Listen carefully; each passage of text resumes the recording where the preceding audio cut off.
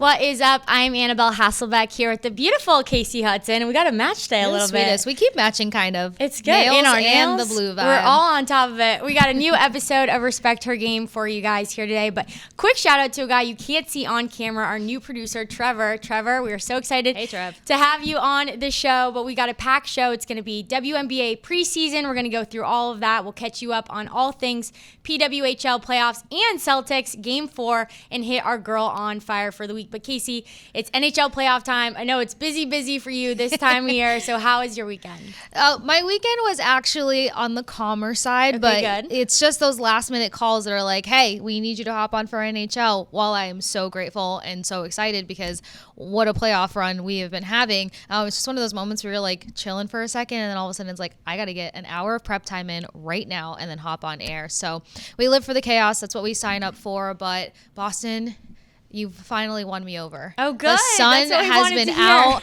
I don't feel like I'm getting punked when it comes to spring anymore. Like, everything is blooming. Everything looks good. My dog wants to be outside all the time. So we got a chance to, like, split that up nicely. We went for a couple runs and a couple, like, long walks. And then after that, it was NHL playoffs mode. So I loved it. It was a great weekend. The flowers are blooming. Like, they came out of nowhere. And I was like, it really did. Beautiful. I was at my house. I'm like, well, I've never seen that plant before. And that one came up out of nowhere. It felt like a reveal in a way, too, because it's like, it's so green. And of course I moved here dead of winter. So it's like, I've never seen the season switch up like that. Like everything is green all year long back in Florida. So I was just like, oh my God. How terrible. Everything is green all year long.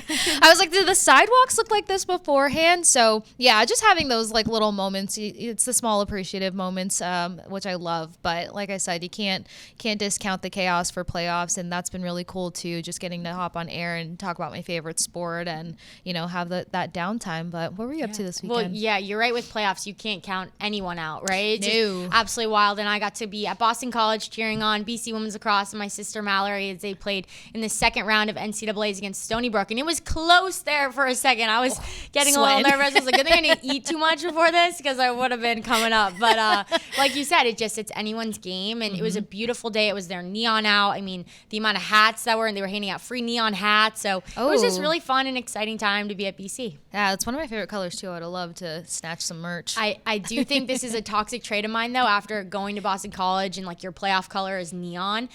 After I graduated, I had this, like, oh, if I see neon, like, I need it. It's yours. Like, it's a tank top. It's a glove. It's a hat. It's like, oh, I need to buy it. But I feel like we talked about this before. I definitely, and I still struggle with it, Kasey.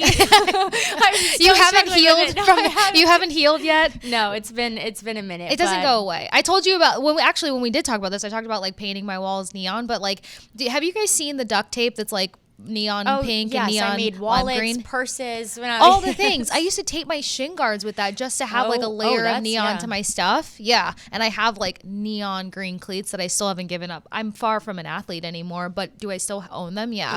And I made my mom get them for me after a tournament if I scored, and there we go. The neon will never die. The neon will never die. Hey, we're all about it. Neon here. Next week, you'll see our fun outfits. But let's get to the WNBA because the preseason is coming to an end very quickly, and we're just a few days away from the regular season, but a lot to cover. And tonight we have another one of these college visits, and it's not really surrounding a rookie, but the veteran Sabrina Ionescu's return to Oregon. The New York Liberty will go to the University of Oregon to take on Japan's Toyota Antelopes. And I just love these games because we talked about it last week, just how exciting it is for that college university and that surrounding town to have their former superstars back. Absolutely. And it's so cool too, because I think like, I haven't been to Oregon, y'all, but I just picture this like almost Denver-ish vibe town, like the sports incorporation and like what it means to everybody there, because you've got just so many layers to it. Obviously the birth of Nike and stuff also, but yeah, hats off to Sabrina Ionescu, because she's somebody who, if you watched WNBA at all in this previous season, more specifically,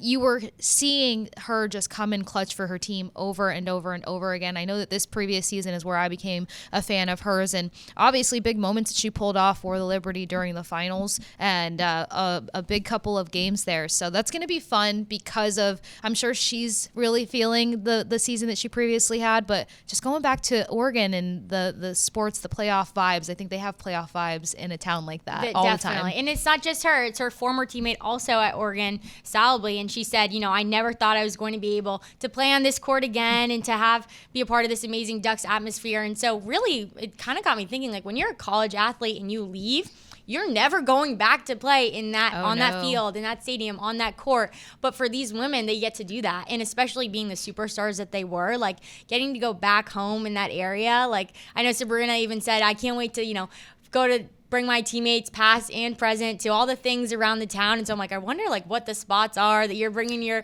showing your new teammates to, because I think that's so fun. It's kind of like when you bring your college friends home to your own hometown and they're from different states. It's like that fun, like here's part of my whole life that you maybe haven't experienced yet we're so close. So let me show it to you. I love that perspective because I'm not going to lie, didn't even think of it. But I loved during the week in college where you knew like you were inviting your new friends back to your hometown just to show them like all the things. Yes. I mean, we low-key thought we were a better version of Laguna Beach back in my hometown, so we couldn't wait to bring anybody back home. But amazing perspective on that, because now thinking of it, like that has to be one of the coolest feelings. But then also to be able to play back on a court that you didn't think that you were going to play on ever again, and to do it in a it's not the alumni game as in like end of your career. Like your career is still just very much at like its peak, its most exciting time, and you get to go back to where like it really blew up for you. So that's an awesome feeling. And then of course just the international play level to it. You're talking about what we always talk about, but the topic can never get old, growing the game. You're going to create more of a connection to a fan base. You're going to reel in fans that, maybe haven't watched the WNBA all that often, or you're going to expand it to whoever that international team is that you're playing, and they're probably going to want to play at this college one day. So now we're filtering things in from the base and building it all the way up. You get more people excited to want to try to make it at a collegiate level, then that's going to change the game even more. Definitely. There's expansion is literally what this is. Right. And it's like that'd be the one word to encapsulate all of this. But something special for Sabrina Ionescu, her senior season was 2020. Gets cut short by COVID, right? Yeah. They're the number 2 team in the country during this. They had just won the Pac-12. So like for her to get to come back and kind of redeem that end to her story, like it's kind of a tough, I left COVID as a senior in high school, and I didn't have my last senior of high school lacrosse, and that kind of felt really weird to kind of end on that note. And so it's really cool for her to kind of have left on that weird note with COVID, to come back, almost like redeem her experience there in a sense, and come back as a champion. It's pretty awesome. Oh my gosh, yeah. And I couldn't imagine. I know that interviewing a number of collegiate athletes during that time, because that's when things kind of shifted scheduling wise and everything, you just kind of felt like you weren't able to deliver your highest level of compete. That's what I gathered from a lot of those interviews, majority of them being with college football players, but a lot of them were just like the scheduling changed, the seasons were cut short, like what I could fully deliver, how I could personally develop as an athlete. Like I felt like all of that was just kind of like shifted a little bit, or maybe just cut short clearly. But to think that she gets an opportunity to go back, like you said, it's redemption in a number of ways, but just to think about what your mental was at that time, what your pedigree of a player was at that time. Like she's obviously had so much growth, and she's just doing it at the highest level. No, that's such a great point. And just her perspective walking in there. I hope that they do the same coverage that they did for the other college games and for Caitlin's return with this, because it is really special. But just going back to the expansion, so Japan's team, they also play the Dallas Wings. Dallas won 119-52. So blowout again, kind of like we saw with the other matchups against Brazil. But there were 6,000 people at this game. It was a sellout crowd. So just to see like the impact that these games are having, to bring these women back to a central location, maybe where they played, is still grabbing like sellout crowds and, very exciting fan bases. But this is what I thought was really cool, that it wasn't just the preseason games. Basically, the Dallas Wings had agreed to a multi-year partnership with Toyota Antelopes, which included professional development and mentorship opportunities for the Japanese team and staff. And when I read that, I was like, whoa, that is so cool, because it's not just that one preseason game kind of one-off thing that's like, hey, we're gonna use your team basically just to get a game in and to play on like a college campus where like that's kind of our focus. It's, you can really kind of peel behind the curtain and see what the WNBA is doing to further their expansion efforts and really invest and pour into other communities around the world. Yeah, which is tremendous, because it just kind of touches back to the fact of like, what's the impact? What is the lasting impression when you bring over teams to do international play? And, the fan base is there. They're still supporting the WNBA players and the team. But what can we do to kind of incorporate it more to where like those international players, depending on their age, want to play here? Because I know at one point we were talking about it in the offseason when it comes to the WNBA, kind of having those tournaments in the offseason and how it limits women having to go overseas to have opportunities. So if we're bringing those opportunities here, and if they're building them up, teaching them what it takes to make it at this level here, it could start at college for some of these women, because you're thinking of international play. The age doesn't take you out of college. You know what I mean? And the more college players they can get into the mix, it's just going to up the ante with the competition. It's going to fuel into maybe this NIL stuff. So there's so many avenues to where it does exactly what you said, expansion. And expansion is growing education, but more importantly, having people wanting to play here. Definitely. Well, and that, playing here is still an issue because if there's only 12 roster spots in these WNBA regular season Push for some expansion. Yes, exactly. And so that kind of brings us to what we're seeing already and what we're going to see as we get closer to that May 16th date. And two names that I was shocked to see get waived from their teams was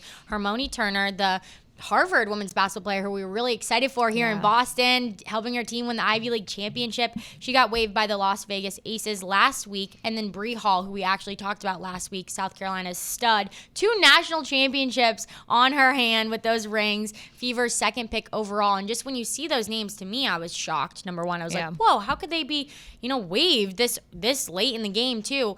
But there just aren't enough spots. And these rookies are competing with veterans in the WNBA who have been used to this league, who have the pedigree, who have that experience and status on them. And there isn't like an NBA G League for the WNBA, right? Like we had the Unrivals. So what these women are going to have to do if they want to play and they're not active practice players on these rosters is go abroad and go play in China, in Turkey, in Russia, and get experience there. But really, it's not a matter of are they good enough, right?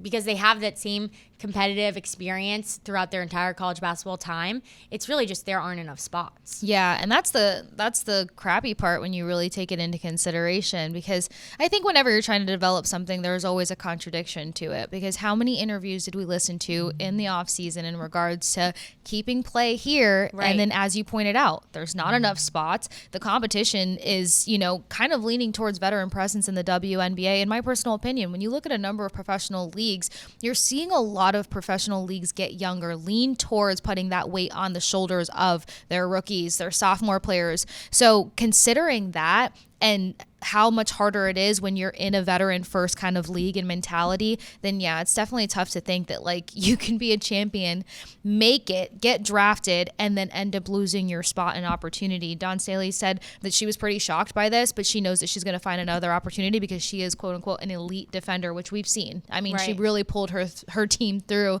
holding their hand, putting the weight on her shoulders. But I just hope that as frustrating as this is, that it actually opens the eyes to like maybe not more roster spots, but like you said, why not have a G League? Like it's getting more popular and people are paying attention. People are big fans of this sport. And if March Madness didn't show us anything other than there's going to be so much more talent coming out of college wanting that professional opportunity, we've got to get creative now. Definitely. And I love what you said about the potential like G League for the WNBA because these women are ready to go. They are. And I love how Dawn Staley kind of backed her former player. I think that's awesome because if I was in that situation as a player, I'd feel pretty hurt. Like I have the championships to represent that I can compete at this high level. Yeah. I have the backing and that competitive spirit, but I think having her coach step in and make a point of it is really, important for her own sake, for her own like mental toughness too, to get through. Okay, now what is the next couple weeks look training to potentially get on a team to stay ready when my name is called. But I think what's the good and the positive, the light in all this is that we have something like the Valkyries and expansion teams. Yes. And that really opens up the door for new opportunities for these women. Yeah. And you would almost think that like these expansion teams and these new teams that are coming into the mix, they're going to be more open-minded to creating those chances and opportunities for, a Hall to have her chance and to grow and develop at the professional level. Because Paige Bueckers talked about it. It's a quick transition. It's very different. So at that point, when you talk about training, she can't be sitting there wondering when her next moment is for too long. Right. It's going to take away from everything. You got to be ready to go at all times because you never know when your name's going to be called. It's a competitive and very physical game like we've seen in the WNBA, even just last year and in this preseason. So we'll catch all those new things coming up. But coming up soon, we're going to go through preseason games, but really the regular season games that you need to stay tuned for. Some big matchups that Kasey and I have identified. We're so excited. So catch that next on Nessun. All right, well, the WNBA regular season is coming up super quick. It's going to be here before you know it. So Kasey and I have 3 games, 3 big matchups that we're going to get you all excited for. And to start, the rematch of last year's WNBA final, New York Liberty versus the Minnesota Lynx. This will be played on July 30th at 8 p.m. Eastern Time on ESPN. And last year's final was the most watched WA final in 25 years, which is crazy. It's older than me. It's pretty crazy. It's older than you. It's older That's than a perspective. That just aged me next to you. No, it is. But I thought that was awesome because that's what we want, right? And it's really cool for us to get to talk about the WNBA in such an exciting time. And in that game, Minnesota fell short in overtime of Game 5. The Lynx are really looking to get revenge. So you can just imagine how much energy and really like raw emotion is going to come into this game. Oh, I'm very excited about it because you said it, the energy, the raw emotion, but more importantly, it's the fact that like there's a number of players on both of these teams that I think made a case to bring in even more fans and even more eyes. And I think what was kind of cool about this season that probably helped when it comes to the WNBA also is that you had the Olympics in the mix of it. So you had a number of these women that went and had these, monster performances in the Olympics and so many people rallying behind them and rooting for them. And then there was just this momentum swing coming out of the Olympics. You didn't really see much of a fatigue in a number of players unless their health was, in consideration. And then you saw teams like the Fever take off and like these underestimated teams where the talent was there, but how far could individual or certain talent take you over the mark? So I think considering all of the unique and extra additional things that played into the season, this finals was just like, hey, who are we going to get to see? And I think most people know by now, low key not for some reason, Minnesota is always a team in most sports that I'm rooting for. Spent a lot of time there when I was in college, and I was so keyed in on the Minnesota team and what they would do, and the fact that they just kind of kept like getting into the mix and having these great upset performances. And of course, anyone who watched Minnesota knows, if he says Collier's name and just what she's meant to this roster as a whole, but it's also just like the additions that they brought in. So I'm really psyched about this one. Got it circled twice on the calendar because for a second, I thought Minnesota was taking out New York. They did, and they thought the same thing, right? Yeah. And they definitely had some thoughts and comments about the officiating in the finals. So that they're going to be coming in hot. But I just want to go back to what you said about the Olympics because I'm just like, looking back to what these women really do. They're doing like the top tier women in the WNBA. They're doing Olympics. They're, occasionally and still training for it on the off years. The WNBA. And now they just got the Unrivaled too over the summer. Like, when is the break? Like, when do they take a break? They don't, because really they're training at all times. But to get the WNBA where they're trying to get it and to get the viewership and to really lift up their own teams as the superstars that they are, they have to be playing like this. It's amazing. Yeah, I feel like, I don't want to say a couple years ago because, who knows when it fully launched out. Maybe let's just look more so post-COVID, right? It seems like no sport has a postseason whatsoever. Like, if you're going to be able to compete, if you're going to be in the top tier conversation, or if you're going to help your team and be a know your role kind of player, you have to be training and working on something all year long. So I think a lot of it is just training to stay at a peak performance and to be an asset to your team. But I think the next level of it is also like the eyes, the viewership, like you mentioned. The more basketball there is year round, the more basketball fans are going to be wanting to pull in their friends and be like, you got to see this, you got to watch this, you got to see this person. So I think it's really cool, but I think that this previous season was just like such a pillar and like launching the WNBA even further into the attention and observation that they deserve. Definitely. And the New York Liberty general manager, Jonathan Kolb, definitely recognizes that. And he really wants his team back on top. He said, we want this franchise to be a legacy franchise. We want this franchise to be iconic. It only happens through winning, and that only happens through your daily habits. So you can just imagine, I know you're rooting for Minnesota, but this Liberty team, they know that it's not just a one-win season that makes you a legacy in sports, but really in the WNBA as well. Like, it's consistent winning to have that legacy. And they want to be icons. They want to be this New York team, the star-studded women in the city. So I'm excited to see how they take that on. Yeah, which it's funny too, because like every market has its pressure, but even outside of the pressure, it's just like, it's like playing for a dynasty team in a sense. Like, just wearing New York logo on your chest means something different than I'm sure wearing Minnesota on your chest. So you can tell that it's important. And like, look, I was in Jersey while this run was happening. So just the energy around the Liberty and being like, come on, like, y'all have this, it's your time.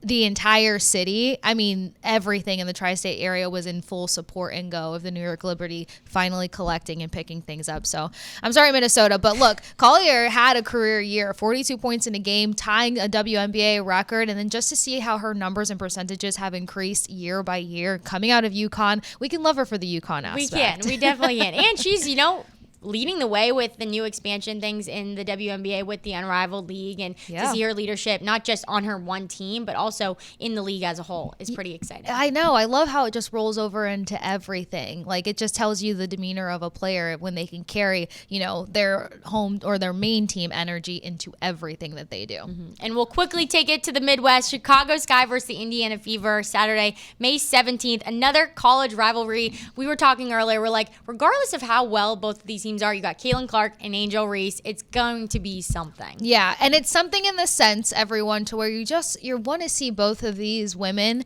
just have themselves a game. It's not it's not Reese versus Clark, because there's different assets and different projections that they both have. We're not trying to start drama. They're both amazing, talented players. Exactly. That's why it counts, and that's why Reese is just ready to win. She has made it clear that she is ready to win after coming from a winning team in college. She's ready to bring that energy and hopefully a healthy season this year. And these teams are like close in geography too. Like, right. There's going to be a lot of Chicago Sky fans making the drive to Indiana. And I actually lived in Indiana for 3 years. And truthfully, it's always better to go somewhere else. There's not that much going on in Indiana. Than to stay I was about to ask, what's going on in Indiana? We could have gone to Chicago, Could you imagine? So that would have been a thing for this first matchup. But I'm super excited about this. Just the level of compete. And yes, there is hype that goes into it. But Indiana getting new talent on their team, right? Mm-hmm. Chicago also similar, but not maybe those same names. New coaching. So I'm excited to see this matchup and what's going on in the Midwest. I know. And then after so many cutthroat cuts, one would say, because Fever continued to make some cuts. Chicago had 3 big cuts this past Sunday. Then you're also looking at the molding of a roster.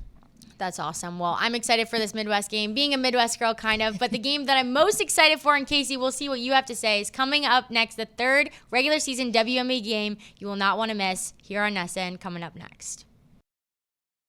All right, the 3rd game that we are super excited for, maybe I'm just super excited for, you can tell me what you think, is Indiana Fever versus the Dallas Wings. Indiana used their number 1 overall selection in 2023 and 2024 to get Aaliyah Boston and Caitlin Clark, but now it's the Dallas Wings' turn, and they got Paige Bueckers. So just excited for this game because of the star power that there is. And Kasey, when you look at this matchup, how are you feeling? Oh, I'm really excited. I'm with you on the excitement level for a number of reasons, because we last talked about Paige Bueckers, and we talked about the fact that she so perfectly illuminated the fact that there's such a quick turnaround time between being in a championship game in college, then trying to get ready and prepare for the WNBA draft, then getting drafted, then going and getting situated with your new team, and then before you know it, boom, it's preseason. Yep. So now with that picture painted and you really putting it together that these women have 1 month to really go from the collegiate level to the professional level and be impactful, or else you're going to be a part of that long list of cuts, because we just talked about limited room. Her mentality, so it's going to be sick to see like what she brings to the court in that matchup, because it's not preseason anymore. And regardless of the timeline and transition period from college to pros, it's fully on and popping, and now she's going against one of the most other like highly regarded names in the WNBA. And I don't think that Bueckers wavers at that. I feel like that silently just kind of like fires her up even more. So it's going to be really cool to see her go against Boston and Clark, as you mentioned, and just the expectations. There's been so many parallels to, is Paige Bueckers going to be to the Dallas Wings what Caitlin Clark was to the Fever? Is she going to be that initial and impulsive lift for the team as a whole? Or is there some time behind it? Her accolades speak for themselves, and it can't just be an individual effort. Everyone has to be able to step up around her. Clark made people better around her. I think Bueckers can do the same thing. Definitely. And it's not just huge for Paige and what that means probably for the discussions around her, but it's also a big game in Dallas, because it's not going to be at their typical arena. They're going to host an American Airlines Center, which is where the Dallas Mavericks play. It's where the Dallas Stars play. So it's just like such a bigger deal, and it's a huge deal for women's sports in general to play in that arena. And for those women too, who maybe haven't gotten to experience that large of a stadium, like I'm excited just to see that that's going to be happening. Well, there's that. And then once upon a time here on Respect Her Game, Annabelle and I talked about the fact of like the atmosphere, like was it Notre Dame? Like, because of what was going on with their football program, was that going to roll over into their basketball program? Well, right now you got the Dallas Stars and a very intense competition for NHL playoffs. So everything around Dallas right now is like screaming, this is a sports town. This is where, we breed athletes, all the fun things that we talk about when it comes to professional sports and levels. So like I could just see NHL playoffs like playing into and bringing attention to the Dallas Wings, which is just going to up the ante in my personal opinion. Definitely. And Dallas is coming off a season when they went 9-31. So like what's better to just like absolutely fire you up than a hot game against Caitlin Clark and the Indiana Fever, and to really like reset the narrative for this organization. And they've made a lot of new changes at head coach, at GM, and just with even Paige Bueckers, they also signed Dejanay Carrington. So like this is a city that I would probably want to be a part of. Like, yeah, it'd be fun to be in Indiana with the hype of Caitlin Clark and Aaliyah Boston and all the new faces they have there. But I feel like Dallas would also be a hot place to walk around as a WNBA fan I feel like Dallas is going to be a vibe as a whole. Like people are going to be excited to. I haven't been in Indiana. I think you mentioned I think you mentioned like the options or sometimes lack thereof, but knowing how people have gone berserk over Dallas Midtown and just like the different areas to where they can make it an entire outing. They can make it an entire experience to go to this game. Like nothing against Indiana, y'all, but I think that'll be even more exciting. And as I said, as long as the Stars are still in playoffs, to our knowledge they should be, then this is just going to make it that much more like crazy, because depending on the schedule and stuff, who knows how things are going to go. Yeah, well, I'm excited for all things WNBA. And would you say that that's the game you're most excited for, too? Maybe that's the game? All right, well, we're both on the same page. We're cheering for Paige. We love it. Well, get ready for the WNBA regular season. But other big things going on in the other women's pro sports playoffs that are going on is the PWHL. There were some exciting games over the weekend. But first, just because it is a younger league, I'm going to run through the playoff structure. So the number one seed, Montreal Victoire, chose Ottawa Charge in their semifinal opponent as their semifinal opponent, which I've never played in a playoff where you like pick and choose who you want to go up against. Always found that it's I kind of love it. It's like very cutthroat. It's savage, yeah. It is savage, and so these games are played the best of 5 home ice for games 1, 2, and 5 go to the higher seeds, and this is the part that really matters for the games that happened over the weekend. The games will go into overtime, will be decided by a 20-minute of play, 5-on-5 periods until the goal is scored. And remember that last part, until the goal is scored, because the recapping for the semifinal game on Sunday, number 1 Montreal Victoire, and Catherine Dubois saved the day by scoring the 4 overtime game-winning goal to beat the Ottawa Charge 3-2. And just saying that, like, I was watching the game when it was 3 overtimes. I was like, oh, like, that's crazy. And then it went to 4 overtimes, and I was like, is this, like, a thing? The game was, like, 5 hours long. So I'm just confused, and maybe from you as the hockey expert, like, why are we doing a shootout? Because I feel like I'd be passed out on the ice at that point. Oh, my gosh. Talk about challenging skill, challenging team, and just effort and energy. First of all, this is not the first long hockey game I've ever been a part of.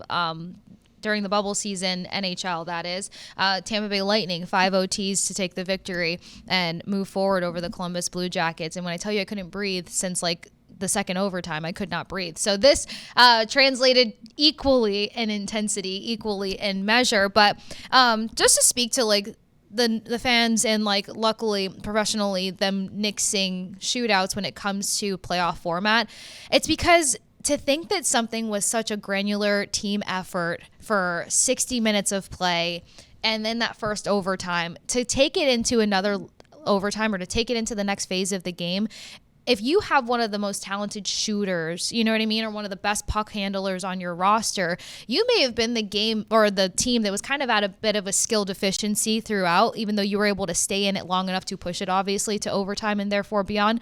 But it would suck to think that you know that they have a skater capable of beating your goalie, and that's what it comes down to. So now it becomes an individual effort, an individual skill set versus like we just pumped in blood, sweat, and tears as a team. Who can last to 5 now hours bring it right really to now bring it down to like an individual opportunity and ability. So it's pretty cutthroat, but yeah, I wouldn't be a fan at all of shootouts in this aspect. It's like it needs to maintain a team effort. We need to see which team is the best, because if you have one of the most skilled, like I said, players on your team and you happen to beat the goalie and move forward, the best team may have not particularly moved forward, and therefore the next round can just kind of be, kind Well, of that makes sense. I do like that, how you put in perspective of like, is this an individual accomplishment in the sense of like being an amazing goal scorer or just fighting to the death on it? Yeah. Because, right, like to have your season come down to that one moment, that one shootout, like maybe though, like if we get to like 5 overtimes, like maybe we can add it in there. At Putting some point. it to Or, like, bed then. Yes, I do like that. But here's what Ottawa Chargers head coach had to say after the game.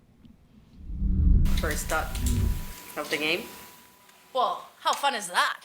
Right? Like, welcome to playoff hockey in the PWHL. Like, I was saying on the bench, man, we grew up watching this as youngsters, and now we get to do it. I think, again, it's just a friendly reminder to what this league has provided us and what this opportunity means. That was a heck of a hockey game. That was a lot of fun to be a part of. So, certainly enjoyed it. Really liked how we played, and I think it's probably one in the history books for a little while here anyway for a longest game. Well, that was not the tone that I was expecting from this Not coach at at all. But I did like just like the gratefulness to be a part of a competitive game like that. And it's probably because they're not knocked out. Right, That's why exactly. she can probably have that like upbeat attitude and like, man, my women really fought hard. Yeah, I mean, look, I couldn't even imagine the adrenaline rush going through your body after getting through 1 intense overtime, 2 intense overtime, 3+ intense overtimes is just like, it's insane. But she's right. I mean, I'm pretty sure I saw notifications going off on Twitter that was like, this is now officially like the longest hockey game that has taken place in terms of like Montreal. I'm pretty sure like in terms of time overall, the totality of it. So like to think that you made history as mentioned and, your team fought so hard to stay a part of it. That's not an easy thing to do. And considering something that you see a lot in playoffs and especially when it comes to overtime opportunities in playoffs, you tend to see some, I don't want to call it mishaps, but shifts. Like perfect example last night, Panthers Maple Leafs. You saw one of the defensemen for the Maple Leafs sitting at like 2 minutes and 33 seconds for one shift. So they're pushing through such fatigue and exhaust, and like you have to be sharp on your game because if you mess up, a play can get past you and then it's all over. So it's like it's this weird feeling of like you don't want it to be over, but you're ready for it to be over. It's just a tug of war internally, but still an amazing thing to watch and see. And that hard internal battle is probably hardest for the goalies, right? For both these goalies. I would never want to play goalie. Never in my life want to play goalie. No, for both teams, really. For the Victoire, 63 saves were made, and for Ottawa, 53 saves. PWHL records, rookie records broken in this game. I mean, it makes sense when you have a long game. A lot more opportunity is there to have it done. But Kasey, I know just from prior conversations with you on Respect Your Game, you always seem to have the goalie's back in a lot of situations. So just looking at this really stellar goalie play, what were your thoughts about it? Well, let's say this. Like Renee and WN, she's brilliant. She's been one of the top goaltenders this season. Our very own Boston Fleet, Franklin, competed with her for that top spot over and over and over again. But you're right. I'm always quick to protect the goalie because I would never want to play that position. It is one of the hardest positions because things rest on your shoulders, whether the play broke down in front of you and, your defenseman didn't handle things properly, or, you just have to come up with big saves. And you hear that often in announcements, like top goalies come up with those big saves. So to be able to get through that many overtimes, to stay that sharp, to make sure that your eyes are like clear and you're still able to have those quick reactions and track the puck. I mean, tracking the puck is freaking hard. And it's hard to do it when you're watching on TV. Exactly. Gotta be so like in front of goalie. you, when you have people purposely trying to take away your eyes and blur things up and create all these issues, like you just got to be so sharp. But I would say like also on top of like stellar goaltending, your goaltender sometimes is only as good as the defense playing in front of them. And you can be one of the top goaltenders in the league. But again, it's such a quick sport and reaction can only be at its best when you've got everybody kind of on the same page and communication wise. So that also means that Montreal is having strong defensive performances in front of Debian and in front of all the goaltenders, honestly. Like when the Boston Fleet beat Toronto and we thought they were going to the postseason, that came down to really key block shots in front of Clara. And it came down to so many big defensive efforts so that she was able to play her best game and be the last line of defense. And that's really why the team aspect of it is so important. So because important. You really don't want it to rest on just a goalie and a forward, right, at the end of the game. So this series is tied, and we won't have to wait too long for Game 3 because it's Tuesday night at 7 p.m. Eastern Time. But not as long of a game, but definitely a high-scoring game for the next matchup. Minnesota beat Toronto 7-0 100-5, which is absolutely crazy.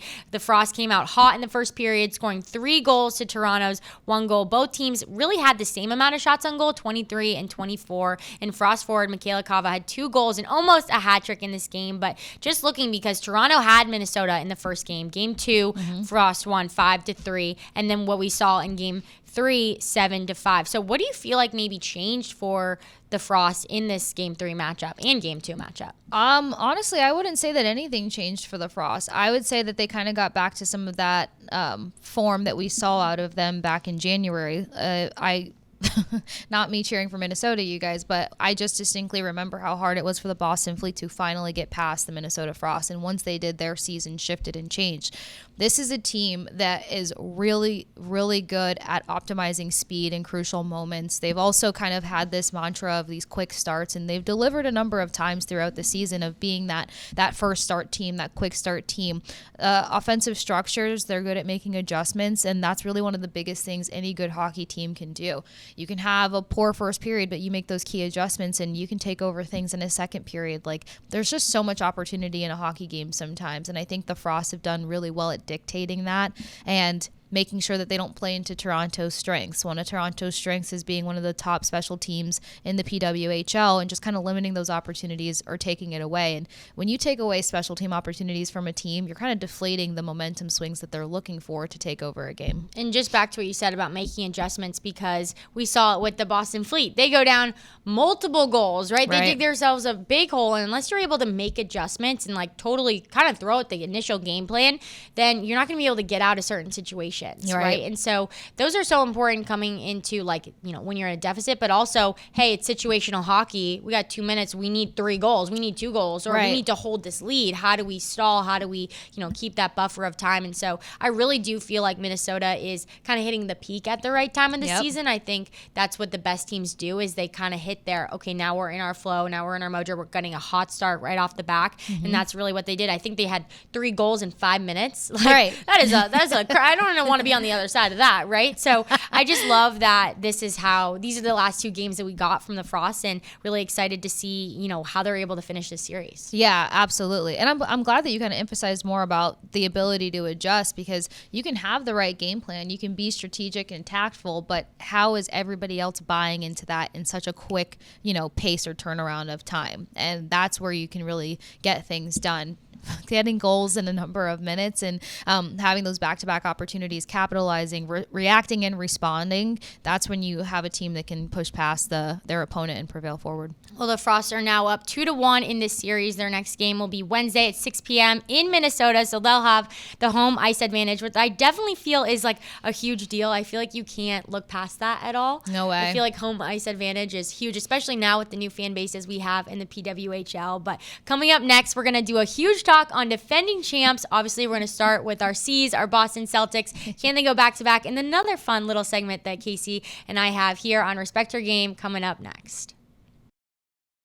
All right, well, we're going to talk a little defending champs today. And so, obviously, we have to start with the team in Boston, the Celtics, the C's. The Boston Celtics won Game 3 of the Eastern Conference semifinals, 115-93 to cut into New York's 2-1 lead. And living here in Boston, when the Knicks were up 2 games, you would have thought, like, the sky was falling. Like, literally. The sky was falling. The sky was falling. I don't know how you felt, but did you get that atmosphere from people here? Oh, my gosh. Not only did I get that atmosphere from everybody here, but then, of course, we have our show, Boston has Entered the Chat, and I'm on there with George and Travis, and they're screaming that the sky is falling. And so, like, I too felt like the sky was falling, but everybody had a good point and reason to panic. You never want to see a team go down 0-2 in a series, because then that's a big hole to climb yourself out of, and the most important part of the season and the year. But after all of us were like, how do you go to New York now and play and climb your way out of this hole? It feels near impossible. So yes, I was on the optimistic team versus the pessimistic team versus the optimistic team, unfortunately, but I'm glad things turned around. Definitely. And I think most people were on that side, but it didn't really feel like the Celtics felt that way at all. They didn't seem to waver, and their 3-pointer came back. Jason Tatum said, not today, put up 22 points and really stepping up big when the Celtics needed him most. And I loved how he had the Celtics' first points of this game. He gets a steal, goes up, gets the layup, and I really think when your star sets the tone early in a game, it's like, it's a statement. It kind of tells everybody else like, oh, I came to play and I came to win, and like I'm putting my foot on the gas pedal right off the bat. Yeah, absolutely. And I think it was important for him to have that statement opportunity.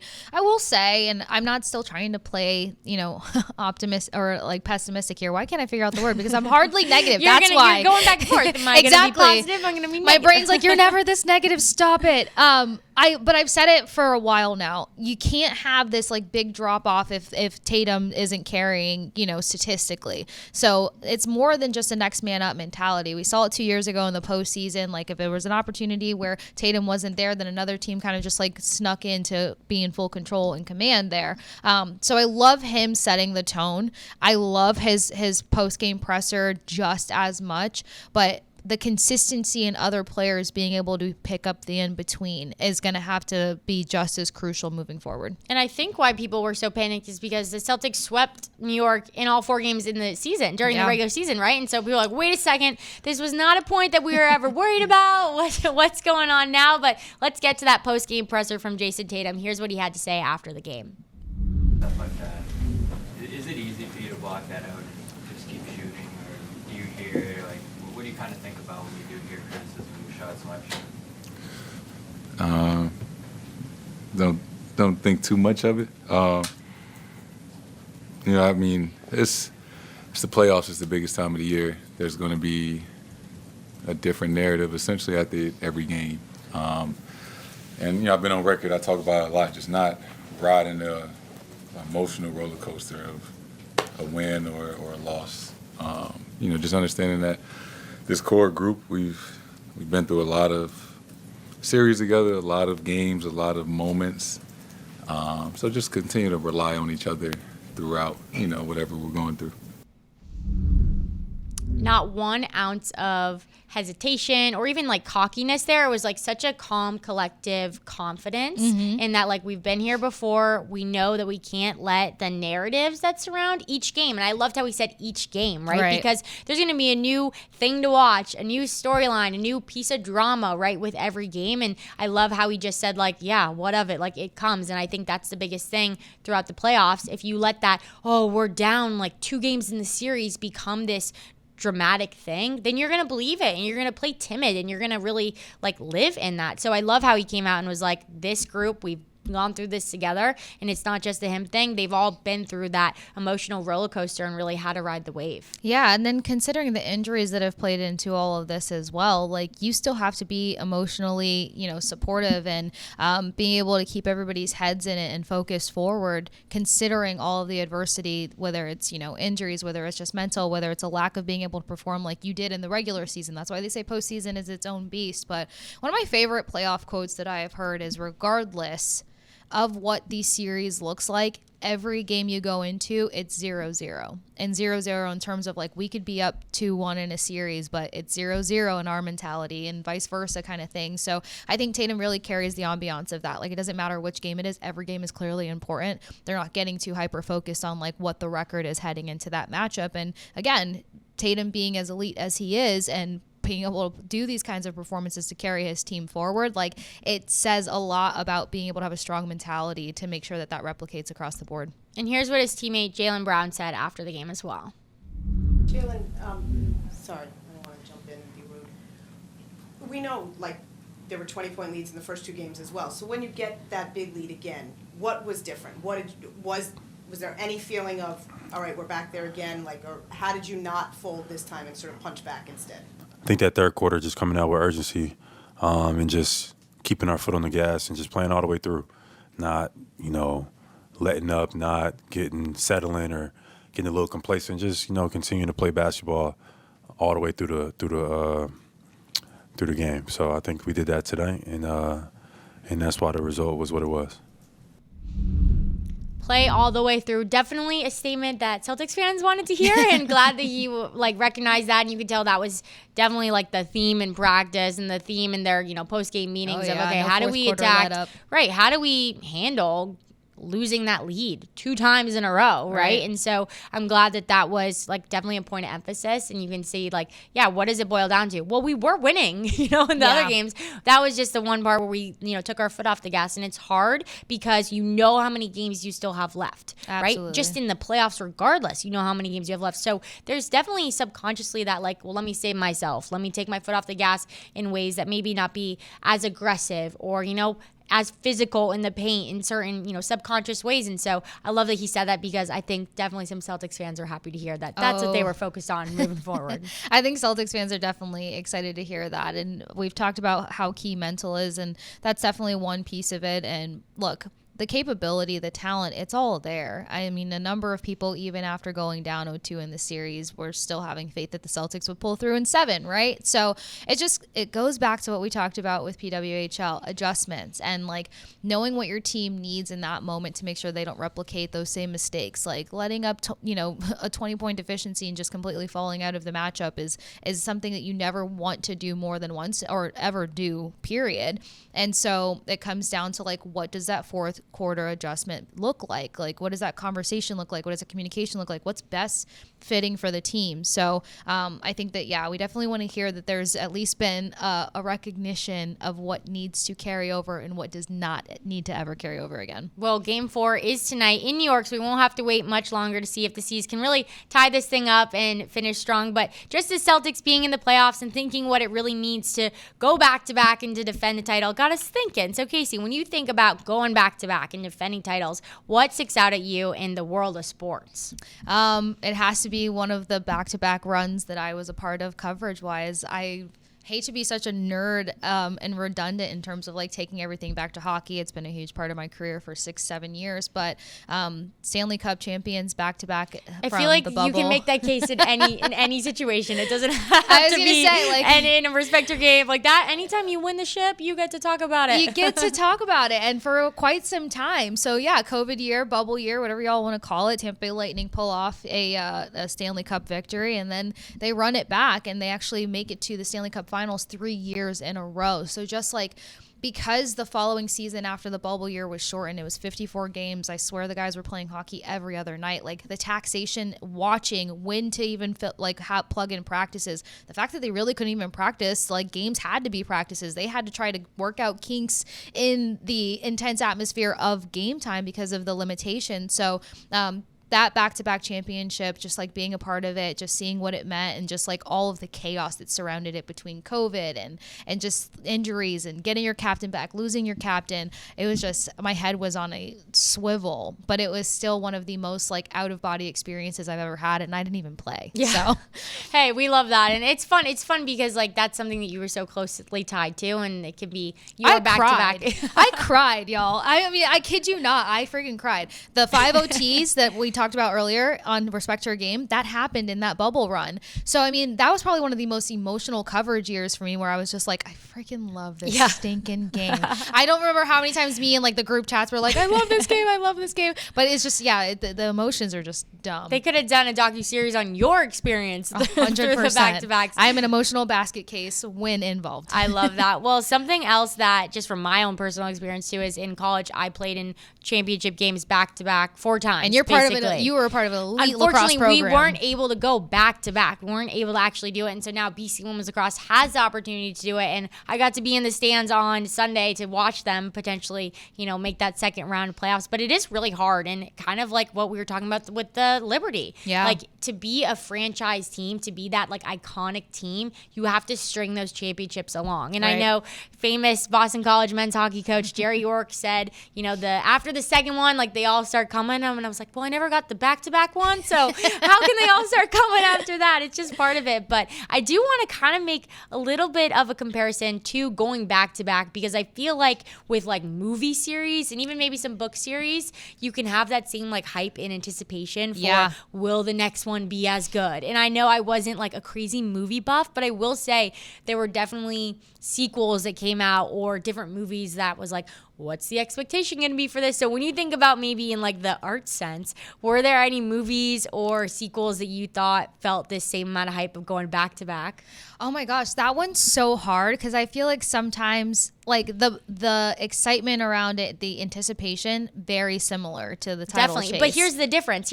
With playoffs, you get to like see the games unfold. Is it 2-1? What's the series? Are we down 3 in the series? With these movies, you don't know until you go see it. Watch it. Like it's just like a boom hits you in the movie theater. You're like, well, that sucked, or that was amazing. Right. You know? And for the second one, in a movie reference, like you start watching the movie and I feel like you're still talking yourself through like, okay, don't discount it yet. Don't discount it yet. Don't discount it yet. Don't discount it yet. And then you're like looking at your watching, you're like, okay, we're that 2 didn't hours happen in the in. yeah. So Who's that I new feel like- person? exactly. I feel like the emotional roller coaster probably stacks. There's so many parallels to it.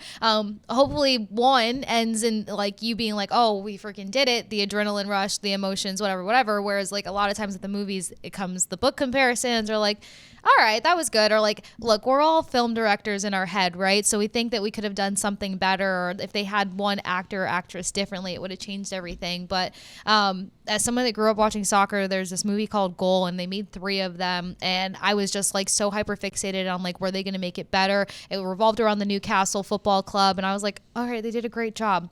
They pumped out 3 movies and I don't hate any of them. That's so good. It's hard to do. It really is hard to do. You know, just as hard as it is for a head coach to take your team back to back. Number one, to get to that championship game, like Period. that's hard too. I feel like the movies get a little off the hook because people are going to be talking about them when the first one's killer. creative controls in the hands of many. 100%. But even just to get to that game is really difficult, and it comes with consistency of culture. But I think it's consistency with culture, but like evolving at the same time. Because if you're the same team that you were, you know, that previous year when you won, it's not going to change a thing. You have to get better because all the other teams are rising to the occasion. And so maybe that's the same thing with the movie sequels that do really well. They had to add a little new character, Keep maybe the twist a thing culture, there. but evolve. That's such a perfect way to put that, because I feel like sometimes people are like, oh my God, but they were able to maintain their roster. They were able to maintain their core. But it's like, yeah, but everybody just watched film on how to beat that Right. roster and beat that core and how they're going to be better than what was delivered in, you know, a championship previously, or just, you know, reigning champions kind of vibe. So that's such a good point. Maintain culture, but evolve. And that's the way you breed champions. Okay, quickly before we wrap up today, do you think Top Gun counts? The first one and the second one, is that technically a sequel or no? I'll Just put it like as a new- sequel because new I one? think they did enough to pull. I mean, having what's his name, Tom Cruise Yeah. involved and whatnot. And look, I'm a big Miles Teller gal as well.